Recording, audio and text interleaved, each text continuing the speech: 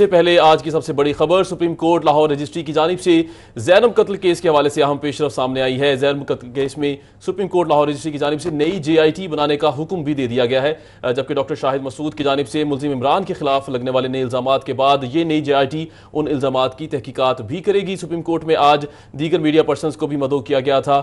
Senior تجزیہ کار 24 news نسیم زہرا کو بھی عدالت میں بلایا گیا تھا۔ ہمارے ساتھ موجود ہے نسیم زہرا، ہمیں وقت دیا ہے اسٹوڈیو میں، بہت شکریہ۔ نسیم زہرا، بتائیے گا سپریم کورٹ لاہور رجسٹری میں زینب قتل کیس کے حوالے سے اسقط نوٹس کیس کی سماعت ہوئی، آپ کا بھی مکالمہ ہوا چیف جسٹس سے، کیا تفصیلات ہیں اس حوالے سے آپ کے پاس؟ کورٹ نے یہ ایک تو جو پرانی JIT بنائی تھی ڈاکٹر شاہد مسعود صاحب کے الزامات کے حوالے سے جو حکومت پنجاب نے بنائی تھی، اس JIT کو ختم کر دیا سپریم کورٹ نے، تو ایک نئی JIT اب سپریم کورٹ نے خود تشکیل دی ہے۔ یاد رہے کہ 2 JIT پنجاب حکومت نے بنائی تھی، ایک تو بنائی ہے زینب قتل کیس کی، اور دوسری JIT بنائی تھی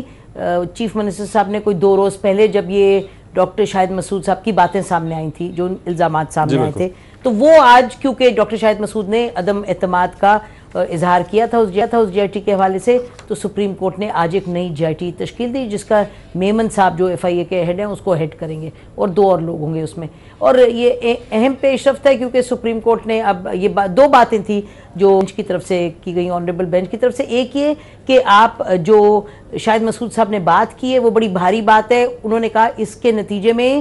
پاکستان کے پورے معاشرے میں ایک کھلبلی مچ گئی، ایک پریشانی کا اظہار ہوا، تو انہوں نے کہا اگر آپ ایک ایسی خبر چلاتے ہیں جس سے کہ معاشرے میں کھلبلی پھیل جاتی ہے تو مصدقہ بات ہونی چاہیے۔ ڈاکٹر شاہد مسعود صاحب نے کہا کہ جی مصدقہ بات ہے، لیکن کوئی شواہد انہوں نے پیش نہیں کیے وہاں۔ انہوں نے کہا جی JIT بنے گی تو وہاں جا کے میں شواہد دوں گا، جس کے نتیجے میں بنائی سپریم کورٹ نے یہ عدالت میں۔ اس حوالے سے آپ کا بھی مکالمہ ہوا ہے چیف جسٹس کے ساتھ، استفسار کیا گیا آپ سے، آپ نے کیا موقف دیا عدالت میں؟ جی میرا موقف سمپل تھا کہ یہ ڈاکٹر شاہد مسعود صاحب کی جو بات ہے وہ سامنے آئی ہے، لیکن ہم سب اپنے گاہے بگاہے اس طرح کرتے رہتے ہیں، غیر مصدقہ خبریں لے آتے ہیں سامنے، تو یہ بڑا اہم ہے، یہ موقع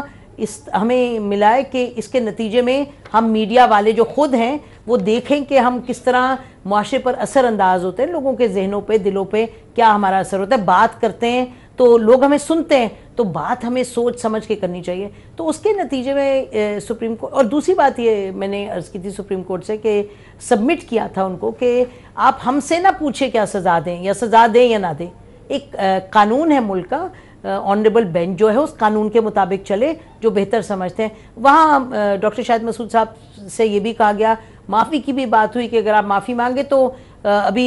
یہاں آنے سے پہلے میری ڈاکٹر صاحب سے بات ہوئی تفصیل میں، انہوں نے کہا معافی کا تو کوئی سوال ہی نہیں، میں اس کو لے کے آگے تک چلوں گا۔ تو ظاہر ہے وہ چیز جو ہے JIT جہاں آگے جائے گی ہمیں پتہ چلے گا کہ وہ بات کہاں جا رہی ہے، لیکن میرا خیال ہے میڈیا کے حوالے سے یہ ایک اہم دن ہے، اور شاید میں کہوں خوش آئند دن ہے تو ٹھیک ہوگا، کیونکہ سپریم کورٹ نے جو کیسز تھے میڈیا کے حوالے سے اگلے ہفتے لگے ہوئے ہیں، جس میں کہ یہ کمپلینٹس کمیشن کی بھی بات ہے، کمپلینٹ سیل کی بھی ڈاکٹر بات صاحب ہے۔ یعنی کہ اس معاملے کو پروسیڈ کریں گے۔ میڈم ظاہر ہے کہ صحافتی برادری کو بھی اس حوالے سے طلب کیا گیا، دیگر میڈیا پرسنز بھی تھے، ان کو عدالت کی جانب سے بلایا گیا اور ان کا موقف جاننے کی کوشش کی۔ آپ کیا سمجھتی ہیں صحافتی برادری پر اور میڈیا انڈسٹری میں، نیوز میڈیا انڈسٹری پہ کیا امپیکٹ ہوگا اس کا کہ اس طرح ایک صحافی کو عدالت میں طلب کیا جائے جو اس نے بیانات دیے ہیں؟ اس حوالے سے کیا کہیں گے؟ میرا خیال ہے کہ جی شاید ہم سنبھل کے بات کریں، سوچ کے بات کریں،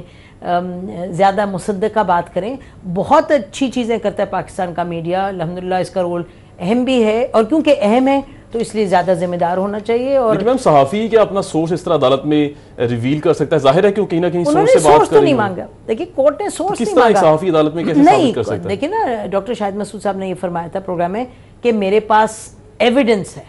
میرے پاس ایویڈنس ہے کہ مثلاً فیڈرل منسٹر اس میں انوالوڈ ہے اور ایک اور انفلوئنشل شخص انوالوڈ ہے۔ انہوں نے کہا میرے پاس ایویڈنس ہے کہ اس شخص کیا، یہ تو درندہ ہے، شخص تو نہیں ہے، جو عمران علی ہے جس نے بچی کے ساتھ جو ظلم کیا اور اس کے بعد اس کو قتل کیا، تو انہوں نے کہا کہ اس درندے کے 30-37 بڑا انہوں نے شاید 80 پھر کہا کہ اس کے بینک اکاؤنٹس ہیں، تو وہ سورس تو نہیں مانگ رہے، کورٹ تو کہہ رہے جی اچھا ایویڈنس دیں، جو ہم نے بھی ڈاکٹر صاحب سے اپنے پروگرام میں کہا، چینل نے بھی ان سے کہا، تو ڈاکٹر صاحب نے کہا میں JIT کو دوں گا، تو اب دیکھے گا۔ سینئر تجزیہ کار نسیم زہرا میں وقت دے رہی تھی اسٹوڈیوز میں، آپ کا بہت شکریہ۔ سپریم کورٹ میں زینب قتل کیس کی از خود نوٹس کیس کی سماعت کے حوالے سے ایک اہم پیش رفت سامنے آئی ہے، نئی JIT بنانے کا حکم دیا گیا ہے۔ آج عدالت میں میڈیا پرسنز کو بھی مدعو کیا گیا تھا، تمام نے اپنے موقف سے آگاہ کیا۔ نسیم زہرا صاحبہ نے بھی اسٹوڈیوز میں اس حوالے سے آگاہ کر رہی تھی۔